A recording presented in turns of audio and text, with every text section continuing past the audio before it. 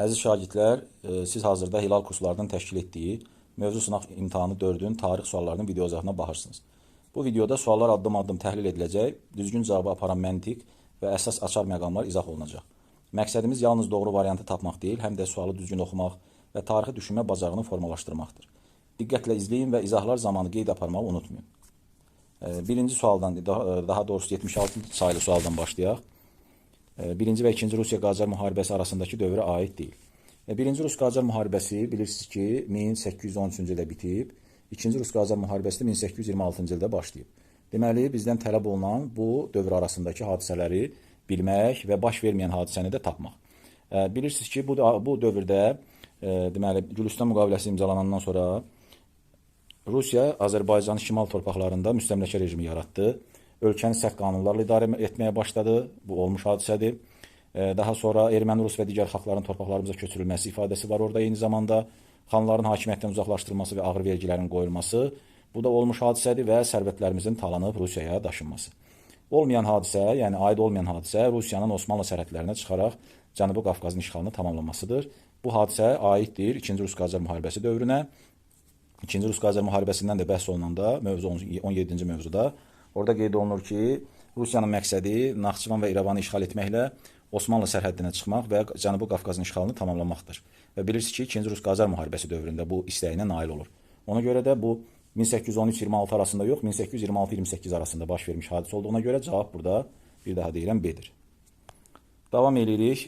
Dövlətlərin paytaxtlarına doğru göstərildiyi bənddə müəyyən edin. Deməli,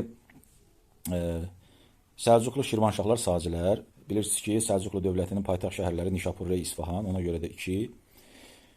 Şamaxı isə Şirvanşahların paytaxtı olub, sacilərin paytaxtı da Ərdəbil olub, ona görə cavab burada 7. Gəldik 78 sayılı suala. Burada deməli, sxemi tamamlayan cavabı müəyyən etmək lazımdır. Birinci Rusiya-Qacar müharibəsinin başlanmasından sonra baş verən hadisəni və Lənkəran xanlığının işğalından sonra baş verən hadisəni müəyyən etməliyik. Burada Gəncə xanlığının Rusiya tərəfindən işğal edilməsi ümumiyyətlə müharibə başlamadan əvvəl Birinci Rus-Qacar müharibəsi ərəfəsində olduğuna görə burada 1A ola bilməz, 2A da ola bilməz. Deməli, 2A olanı da silirik, 1A olanı da silirik. Qalırıq 3 variant arasında. 1-ə uyğun gələn B ilə C olma ehtimalı var. Çünki bilirsiniz ki, müharibə başlayanda əsas hücum hədəflərindən biri İrəvan xanlığı idi. Amma ondan əvvəl orada belə bir ifadə keçir ki, müharibə başlayır və Azərbaycan torpaqları müharibə meydanına çevrilir. Ona görə 1B olmalıdır. 2-yə fikir verməliyik indi. 2-də isə burada D kürəkçay müqaviləsi əlbəttə olmaz. Çünki 1805-ci ildir. Kürəkçay müqaviləsi ilə bilirsiniz ki, Qarabağ xanlığı tabe edilib. Ondan sonra digər şimal xanlıqlarımız tabe edilir. Ən sonunda Lənkəran xanlığı və nəhayət müharibə bitir. Orada deməli müharibə bitir 1813 və Gülüstan müqaviləsi imzalanır. Deməli 2-də Y olmalıdır. Ona görə doğru cavab burada Y-dir. 79 sayılı suala baxırıq. Manna dövlətinə aid deyil. Aşur dövləti ilə ittifaq bağlayıb, Urartuya qarşı mübarizə aparıb, İranzun dövründə güclü dövlətə çevrilib, vilayət hakimlərinin özbaşına hərəkət etməsi onun dövründə var idi və İranzu buna qarşı mübarizə aparıb.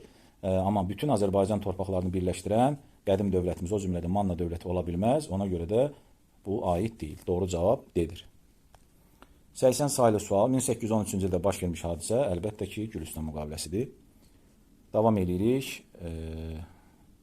81 sayılı sual. Uyğunluğu müəyyən edin. 2 xanlıq verilib, Gəncə xanlığı və İrəvan xanlığı və bir də onların oxşarlığını tapmalıyıq. Gəncə xanlığı xəritədən də bilirsiniz ki, Şəki xanlığı ilə həmsərhəd olub. Amma 2 olmaz, çünki əsasında Cavad xan yox, sonuncusu Cavad xan olub. Ona görə də 1. İrəvan xanlığının deməli, Çuxursat Bəylərbəyin mərkəzi olmuşdu. İrəvan xanlığı yox, İrəvan şəhəri olmuşdu Çuxursat Bəylərbəyliyi mərkəzi və Çuxursat Bəylərbəyliyi mövcud olan dövrdə də xanlıqlar təbii ki, ola bilməz. Ona görə bu aid deyil və Göyçə gölü ətrafında meydana gəlib, bəli. Bilirsiniz ki, Göyçə gölü elə məhz İrəvan xanlığının tərkibində olub. Ümumi cəhətləri isə baxanda burada əlbəttə ki, həm Gəncə xanlığı, həm İrəvan xanlığı bilirsiniz ki, düşmənə qarşı sonuna qədər müqavimət göstərən xanlıqlarımızdandır. Və şimal xanlıqlarımız bir qayda olaraq 19-cu əsrin əvvəllərində müstəqilliyini itirib, sonlarında, nə də ortalarında. Ona görə 1, 4, 6, yəni C cavabı doğru cavab olur. 82 sayılı sual eramızdan əvvəl yaranmışdır. Eramızdan əvvəl bilirsiniz ki, Manna yaranıb, Atropatena yaranıb, Albaniya yaranıb. Amma ikinci ifadə orta əsrlərdə paytaxt şəhəri dəyişdirilmişdi. Əlbəttə ki, bu Albaniyadır. Çünki bilirsiniz ki, Albaniyanın paytaxtı orta əsrlərdə, yəni 5-ci əsrdə Qəbələdən Bərdə şəhərinə dəyişdirilib. 83 sayılı sual. Qacarlar dövləti və İrəvan xanlığına aid Hansı oxşarlıq onları Qaraqoyunlu dövlətindən fərqləndirir? Əlbəttə ki, Rusiya qoşunlarının məğlub etməsi. Bilirsiniz ki, Qacarlar da dövləti də, məsələn, 2-ci Rus-Qacar müharibəsi başlayan dövrdə orada belə bir ifadə keçir ki, müharibənin əvvəlində üstünlük Qacarlardaydı və onlar bir çox şəhərlərimizi, şimal şəhərlərimizi azad eləmişdilər. Elə bir ifadə var, buradan bunu götürə bilərik. Bir də İrəvan xanlığı da bilirsiniz ki, 1-ci və 2-ci Rusların hücumu zamanı Ruslar İrəvanı tuta bilmir, geri çəkilirlər, yəni məğlub olurlar İrəvan xanlığının 1-ci və 2-ci cəhdlərində. Deməli, amma Qaraqoyunlu dövründə belə bir şey olmadığı üçün Rusiya ilə bağlı münasibətlərin olmaması, Rusiya ilə müharibənin olmaması biz kitaba baxanda da görürük ki, elə bir şey yoxdur. Deməli, burada cavab nə olur? B olur. 84 sayılı suala gəlirik. Daş dövründə baş vermiş və insanların təsərrüfat həyatını yaxşılaşdırmış hadisə. Heyvanların əhəlləşdirilməsi və maldarlığın yaranması. Əlbəttə ki, budur. Çünki burada təsərrüfat həyatından danışır. Təsərrüfat həyatının yaxşılaşdırılmasından danışır. Dini inancları götürmək olmaz. Xış əkinçiliyi zaten tunc dövrüdür. Ümumiyyətlə olmaz. Tuncdan ikəmə alətləri də tunc dövrüdür. Və burada da bağçılıq, bostancılıq, bu da təbii ki, tunc dövrüdür. Davam edirik. 85 sayılı sual. Bu dövlət, mətni oxuyuruq. Bu dövlət keçmiş Qarabağ bəylərbəyliyin ərazisinə meydana gəlmiş xanlıqlardan idi. Bilirik ki, biri Qarabağ xanlığıdır, biri də Gəncə xanlığıdır.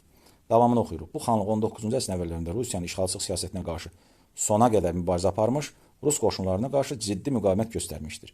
Mətndə bəhs edilən xanlığın siyasi mərkəzinin müasir Azərbaycan Respublikasının xəritəsinə əsasən müəyyən etmək lazımdır. Deməli, biz sualın mətnin birinci hissəsindən həm Qarabağ xanlığını, həm Gəncə xanlığını düşünə bilərik, amma mətnin ikinci cümləsindən aydın olur ki, söhbət Gəncə xanlığından gedir. Çünki Qarabağ xanlığı Kürəkçay müqaviləsi imzalayaraq Rusiyanın himayəsini qəbul etmişdi. Amma Gəncə xanlığı sona qədər müqavimət göstərmiş, hətta onun sonuncu xanı Cavad xan qəhrəmanlıqla şəhid olmuşdu. Ona görə biz Gəncə xanlığının mərkəzi olan Gəncə şəhərini tapmalıyıq müasir xəritədə və Gəncə şəhəri də 4-lə işarələnmiş ərazidir, nöqtədir. Deməli, burada cavab Y-dir. 5 Şəkidir, 2 Şamaxıdır, 1 Bakı, 3 də Şuşa.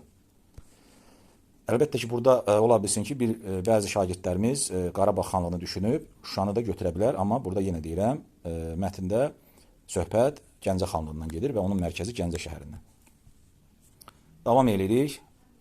Gəlirik 86 sayılı suala. Mətni tamamlayan cavabı müəyyən edin. Bu dövlət şərqin ən güclü dövlətlərindən hesab olunurdu. Təsadüfi deyil ki, hökmdarlardan biri olan kimsə hansısa titulu qəbul edib və dövlətin əsası hansısa yüzillikdə qoyulub. İndi biz bunu müəyyən etməliyik. Biz baxırıq burada şərqin ən güclü dövləti. 2-ci Mehmet Osmanlıdır. Eldənizlər dövlətidir. Qızıl Arslan da. Teymur da Teymurlər. Şeyx İsmail da gələcəkdə Şah İsmail dediyimiz Səfəvilərin deyəlim ki.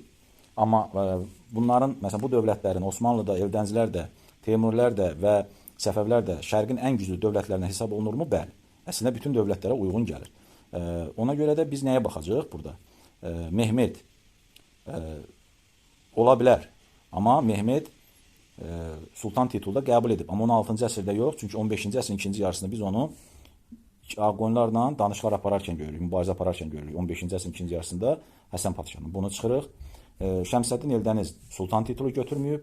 Bunu da çıxırıq. Teymur bilirsiniz ki, Qara Yusiflə mübarizə aparıb. Deməli 14-cü son 15-ci əsrin əvvəllərindədir. Burada görürsünüz 16 yazıb. Bunu da çıxırıq. Şeyx İsmail şah titulu qəbul edib və dövlətin əsası 15-ci əsrdə olmaz təbii ki. Bu da səhvdir və cavab qalır C.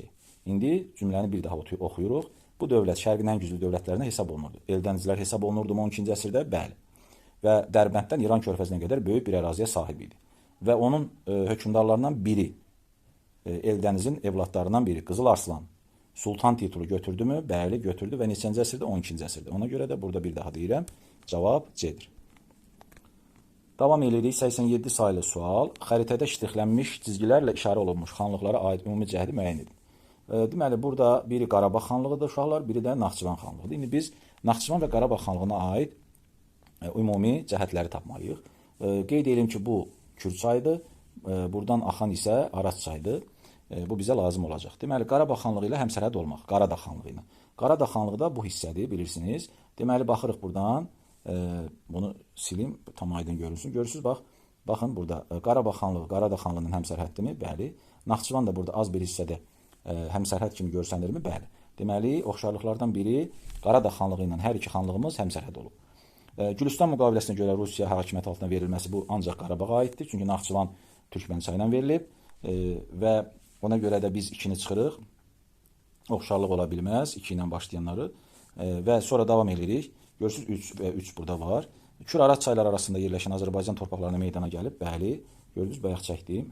Deməli, bir daha çəkirəm. Bax, Araz çayı, görürsünüz, Kürlə Araz çayı arasında 4 xanlığımız var əsas. Qarabağ, Naxçıvan, İrəvan və Gəncə. Bu təbii ki, burada cavab deyil. Yenə də kontrol etmək üçün, məsələn, 4 Azərbaycan torpaqlarını birləşdirməyə çalışması, bilirsiniz ki, bu Qarabağ, Quba və Şəki, Urmiya xanlıqlarıdır, ona görə də olmaz. Çünki Naxçıvan birləşdirmə siyasəti yürütməyib. Türkmənçay müqaviləsi imzalandıqdan dərhal sonra ləğv edilən isə Naxçıvandan İrəvanda Qarabağa aidiyyəti yoxdur. Ona görə 5-i də çıxırıq. Cavab olur D. 88 sayılı sual Nəsrəddin Tusi və Fəzullah Rəşidəddinə aid oxşarlıq deyil. Bilirsiniz ki, bunların hər ikisi Elxanlı dövlətində fəaliyyət göstərib. Biri məsləhətçi olub Hülakü xanım, biri isə üç hökmdarın vəziri olub. Orta əsrlərdə fəaliyyət göstərən elm adamlarıdır. Dövlət xadimidirlər, həm də mədəniyyət xadimidirlər. Hülakülər dövlətinin idarə edilməsində yaxından iştirak ediblər. Dediyim kimi biri məsləhətçi və biri vəzir olub və əlbəttə ki, burada aid olmayan Y-dir. Çünki Şirvanşahlar dövlətinin nə Şirvanşahlar dövlətinin, nə də ki, ümumiyyətlə şair olmayıblar. Ona görə də burada cavab Y-dir. Gəldik 89 sayılı suala. 2000-ci ildə 1300 illik yubileyi keçirilmişdi. Təbii ki, Kitab-ı Dədə Qorqud dastanının cavab Y-dir. Gəlirik 90 sayılı suala. Qarabağ xanlığı Quba və Şəki xanlıqlarından fərqli olaraq. Burada cavab B-dir. Bəli, 18-ci əsrin 50-ci illərində, 1752-ci ildə siyasi mərkəzi dəyişdirilmişdi. Harada necə dəyişdirilmişdi? Şahbulaqdan Şuşa qalasına köçürülmüşdü və yaxud Pənahabad qalasına. Amma Quba ilə Şəkidə belə bir şey yoxdur. Yenə də mövzunu mənimsəmək üçün digər cavabları da analiz etmək istəyirəm. A. Qonşu bölgələri hesabına ərazini genişləndirmək. Bilirsiniz ki, üçü də birləşdirmə siyasəti yürütdüyünə görə üçünə də aiddir. Yəni, üçünün oxşarlığı da fərq deyil.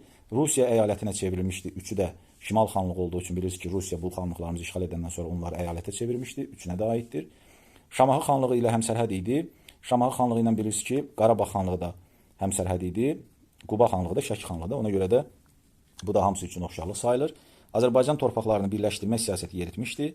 Dediyimiz kimi üçünə də aiddir. Ona görə bir daha deyirik, cavab B-dir. 91 sayılı sual. Şirvanşahlar dövlətinin 15-ci əsrin birinci yarısından fərqli olaraq 15-ci əsrin ikinci yarısına aid hadisəni tapmalıyıq.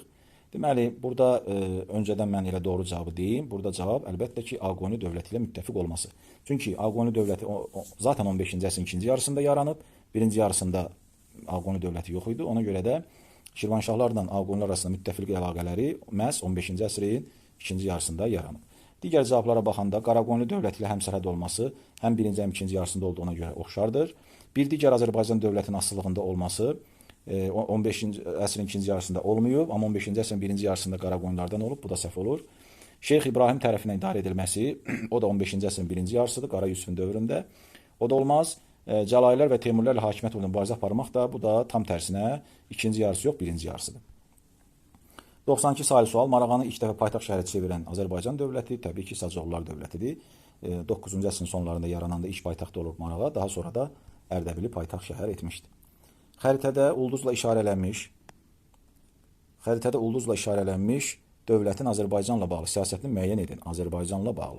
Təbii ki, burada birinci müəyyən etməli ki, söhbət hansı dövlətdən gedir? Rusiyadan gedir. Görürsünüz, Azərbaycanın şimal qonşusu. Cavabları oxuyanda da onsuz da anlamaq olur ki, burada məsələ Rusiyanın Azərbaycana olan münasibətindən gedir. Və indi başlayaq təhlil eləməyə. Burada birdə deyir ki, birinci sütunda deyir ki, 18-ci əsrin birinci yarısı, ikinci sütunda 19-cu əsrin birinci yarısı. 18-ci əsrin birinci yarısı deyirsə, uşaqlar, bilirsiniz ki, xanlıqlar ola bilməz, nə mənada? Çünki xanlıqları tutaraq müstəqillərinə son verməsi. Xanlıqları tutaraq müstəqilinə son verməsi bilirsiniz ki, 19-cu əsrin birinci yarısıdır. 18-ci əsr olmaz. Düzdür, 18-ci əsrin birinci yarısında xanlıqlar yaranıb, çünki aydın məsələdir ki, çoxunuz bilirsiniz ki, xanlıqlar daha çox 1747-ci ildən yaranıb. Amma əlbəttə ki, onlar hələ yaranıb. Təzə yarandığına görə, yeni yarandığına görə əlbəttə ki, onlar həmən də süquta uğramayıb. Onların süqutu hamısı 19-cu əsrdir. Ona görə də biz A-nı çıxırıq. 1A ola bilməz, 1A ola bilməz. Artıq B, D, Y cavabları getdi. Ərazisini tutaraq şərq ölkələrinə çatmaq istəməsi, bəli, birinci Pyotrun məqsədlərindən biri idi. 18-ci əsrin birinci yarısında bilirsiniz ki, Rus hökmdarı və o 1B uyğun gəlir, burada uyğun gəlir. Amma biz BC-yə baxacaq. B mi yoxsa BC mi? Səfəvi dövlətin bir hissəsini işğal etməsi də uyğun gəlir. Niyə? Çünki bilirsiniz ki, 18-ci əsrin birinci yarısında 1-ci Pyotrun başçılığı ilə bilirsiniz Səfəvi dövlətin bir hissəsi işğal edilmişdi. Sonra Nadir xan bu torpaqları geri qaytarır. BC uyğun gəlir. 2AB ya da B olmalıdır. Baxırıq indi o tərəfə. 19-cu əsrin birinci yarısı 1-ci Pyotr deyirsə, avtomatik bu səhv olur. Çünki 1-ci Pyotr 18-ci əsrdə yaşamış hökmdardır və ona görə də 1-ci Pyotrun başlatdığı xanlıqları işğal etmək planı, yəni sanki 1-ci Pyotrun dövründə xanlıqlar var idi və onun xanlıqları işğal etmək planını həyata keçirilməsi. Əlbəttə ki, Pyotrun dövründə xanlıqlarımız yox idi. Ona görə də A cavabı yanlışdır. C-ni də silirik. Bəli, burada doğru cavab A-dır. Çünki 2-də də B olacaq. Ərazimizə kütləvi şəkildə ermənilərin köçürülməsi, bəli, birinci yarısı Türkmənistan müqaviləsindən sonra bu da uyğun gəlir. Və C də səhvdir. Qacarlar dövlətinin süqutu xuradılması birinci yarısının aidiyyatı yoxdur. Həm Qacarlar dövləti 20-ci əsrin əvvəllərinə qədər olub, həm də ki, Azərbaycanla bağlı deyil, Azərbaycanda yaranmış dövlət sayılmır. 94 sayılı sual. 8 noyabr 2020-ci ildə Azərbaycan ordusu tərəfindən erməni işğalından azad edilmişdir. Əlbəttə ki, Şuşa şəhəri. 44 günlük müharibə və yaxud Vətən müharibəsi çərçivəsində.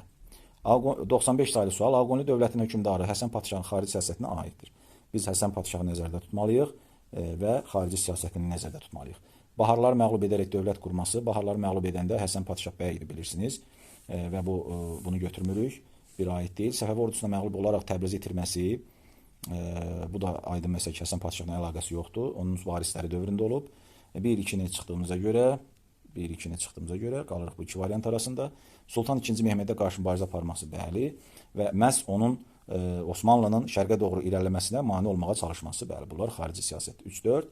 5 də ona görə olmaz ki, burada daxili siyasətdir. Dövlət də əlverişli iqtisadi mühitin formalaşdırmağa çalışırdı. Bəli, vergiləri qaydaya saldı, əhalinin vəziyyətini yaxşılaşdırmaq, eləmək və s. Amma bunlar bilirsiniz ki, xarici siyasət deyil, daxili siyasətdir. Ona görə də cavab deyilir. 96 sayılı sual. Gürcü Çar II. İraklini məğlub edərək Borçalını azad etmişdir. Əlbəttə, bu Hacı Çələbidir. Bunlar artıq asan suallar sayılır. Gəlirik 97 açıq suallarımıza. 97 sayılı sual. 19-cu əsrin 20-ci illərinə aid hadisələrin xronoloji ardıcılığını müəyyən edin. Deməli, burada biz İrəvan xanlığının Çar tərəfindən ləğv edilməsi bilirsiniz ki, Türkmənçay müqaviləsindən sonradır. Amma 1828-dir. Dərhal sonra, deməli, müqavilədən sonra. Düzdür, Türkmənçay da 28-dir. Ərdəbilin işğalı da əslində 28-ci ildir. Amma bilirsiniz ki, Rusların tutduqları sonuncu şəhər Ərdəbildir. Ərdəbili tutandan sonra müharibə dayandırılır, bitir və sonra Türkmənçay imzalanır. Yəni 3 olur, sonra 2 olur, müqavilə imzalanır və müqavilədən dərhal sonra İrəvan xanlığı Rusiya çarı tərəfindən ləğv edilir və yerinə Qondarma erməni vilayəti yaradılır. Naxçıvandan İrəvan xanlığının yerinə. Ona görə 3-2-1 olur. Davam edirik. 98 sayılı sual. Hülakülər dövlətinin mövcud olduğu dövrdə baş vermişdi, yəni 13-14-cü əsrlərdə. Şamaxı rəsədxanası inşa olmuşdu, səhvdir. Marağı olsaydı götürərdik. Şamaxı rəsədxanası 20-ci əsrə aiddir. Təbrizdə Yunanistan, Misir, Hindistan və başqa ölkələrdən gələn həkimlərin çalışması, bəli, bilirsiniz, bu Şəfaevi, Rəbi Rəşidi dediyimiz mədrəsənin tərkibində olan Şəfaevində çalışmaq üçün onlar gəlirdilər və 2-ni götürürük. 2. Fəzullah Rəşidin mövzusunda var da bu. Ona görə də oranı 35-ci mövzunu xatırlasanız biləcəksiniz. Astronomiya, riyaziyyat və digər elmlərin əsasının qoyulması əlbəttə yanlışdır. Bəli, astronomiya, riyaziyyat elmləri inkişaf edib. Nəsrəddin Tusi tarix elmi də inkişaf edib, tibb elmi inkişaf edib. Nəsrəddin Tusi və Fəzullah Rəşidin kimi alimlərin hesabına. Amma əlbəttə ki, bu elmlərin əsası o dövrdə yox, ondan daha əvvəl, çox-çox əvvəl qoyulub. Və Təbrizin Monqol əsilli dövlətin paytaxtı olması, bəli. Yəni söhbət nədən gedir? Monqol əsilli dövlət, Hülakülərin özü Monqol əsillidir. Paytaxtı da bilirsiniz ki, Təbriz olub. 2-4. Və məhz Şirvanşahlar da öz varlığını qoruyub saxlaya bilməsini də götürür. Niyə? Çünki bilirsiniz ki, Şirvanşahlar uzun ömürlü dövlətimizdir orta əsrlərdə və 9-cu əsrdən 16-cı əsrə qədər mövcud olub. Deməli, 13-14-cü əsrdə də mövcud olub və öz varlığını qoruya bilib. 2-4-5 doğru cavab olur. 99 sayılı suala gəlirik. 18-ci yüzilliyə aid memarlıq abidələrini müəyyən edin. Burada deməli cavab nə olacaq? 18-ci yüzilliyə aid memarlıq abidələrini müəyyən edin. Bəli, Şəki Xan Sarayı 1, Sərdar Sarayı 2 və Güzgülü Salon. Bu da 4. 1, 2, 4. Təbrizdə Göy məscid olmaz çünki 15-ci əsrdir. Qaraqoyunlu dövrüdür. Gülüstan qalası da Şirvanşahlara aiddir. Düzdür, bizim kitabda Gülüstan qalasının neçənci əsrdə inşa edildiyi yoxdur. Amma bilinir ki, Şeyx İsmailin oranı mühasirə almasından bilinir ki, Şirvanşahlara aiddir. Şirvanşahlar da 16-cı əsrdə süqut etdiyinə görə demək ki, bu qala ən azından 16-cı əsrdən əvvəl inşa edilmişdi. 1, 2, 4. Və gəldik sonuncu uyğunluğu müəyyən edin sualımıza. Şirvanşahlar dövlətinin 1-ci Axistan tərəfindən idarə edildiyi əsrdə, yəni 12-ci əsrdə Nizami mövzusundan bilirik ki, Nizamidən sifariş almışdı. Nizami ondan sifariş almışdı. Nizami də 12-ci əsrdə fəaliyyət göstərdiyinə görə əsasən, orada da qeyd olunur ki, bəli, Axistan da 12-ci əsrdə yaşayıb. Amma biz burada nə etməliyik? Deməli, birinci tapırıq bu 12-ci əsr olduğunu. Sonra 12-ci əsrdə Azərbaycanda nə baş verib və Mərkəzi Asiyada nə baş verib? Azərbaycanda sərhədləri Dəzlə və Fərat çaylarına qədər uzanan dövlət var idimi? 12-ci əsrdə Azərbaycanda iki dövlət var idi, bilirsiniz. Biri Şirvanşahlar, biri Eldənizlər. Şirvanşahların sərhədləri şimalda Dərbəndə, cənubda Kürd çayına qədər idi, deməli o deyil. Eldənizlərin isə ən qüdrətli dövründə, bayaq birinci sualda da dediyimiz kimi, Şərqin ən böyük dövlətlərindən, güclü dövlətlərindən biri olduğuna görə, Böyük Atabəy titulu götürəndən sonra Eldənizin dövründə bilirsiniz ki, onun sərhədləri çox genişlənir və şimal sərhədləri Dərbəndə qədər, cənub sərhədləri də İran körfəzinə qədər. Xəritəyə də diqqətlə baxsaz, zaten Dəzlə və Fərat çayı da İran körfəzinə töküldüyünə görə xəritədən də hiss etmək olar ki, görmək olar ki, bəli, sərhədləri Dəzlə və Fərat çayına qədər uzanırdı. Ona görə bir də A-nı götürürük, 1A. Bir də Qıpçaq əsli sülalə tərəfindən idarə olunurdu, bəli. Çünki Eldəniz Qıpçaq əsilli idi. Ərəb xilafətinin hakimiyyətini saxlaması mümkün deyil, 9-cu əsrə qədərdir. Mərkəzi Asiya hissəsinə baxırıq. Bəli, Böyük Səlcuq imperiyası bilirsiniz ki, 11-ci əsrdə Mərkəzi Asiyada yaranıb və 12-ci əsrdə parçalanıb Atabəyliklərə və sultanlıqlara. Ona görə 2-də A olmalıdır. Amma Teymurilər dövləti olmaz, çünki Teymurilər dövləti Qara Yusifin dövründə adı keçir. Bu da yenə dediyim kimi 14-cü əsrin sonu və 15-ci əsrin əvvəlləri eləyir. Şeybanilər də Teymurlərdən sonra yaranmış dövlətdir. Bilirsiniz ki, Səfəvilər xəritəsində Səfəvlərin şərq qonşusu sayılırdı Şeybanilər. Yəni Teymurlərdən sonra yaranan dövlətdir. O da olmaz. Ona görə cavab olur 1AB, 2A. Beləliklə mövzu sınaq imtahanı 4-ün tarix suallarının izahını tamamladıq əziz şagirdlər. Ümid edirəm ki, bu izahlar mövzunu daha yaxşı anlamağınıza və səhvlərinizi görməyinizə kömək etdi. Unutmayın ki, tarix fənnində uğurun açarı diqqətli oxumaq, sualların şərtlərini və cavabları diqqətli oxumaq və səbəb-nəticə əlaqələrini düzgün anlamaqdan keçir və inşallah növbəti sınaqlarda daha yüksək nəticələr əldə etmək üçün mütəmadi təkrar etməyi də unutmayın. Hər birinizə uğurlar arzu edirik. Sağ olun, salamat qalın.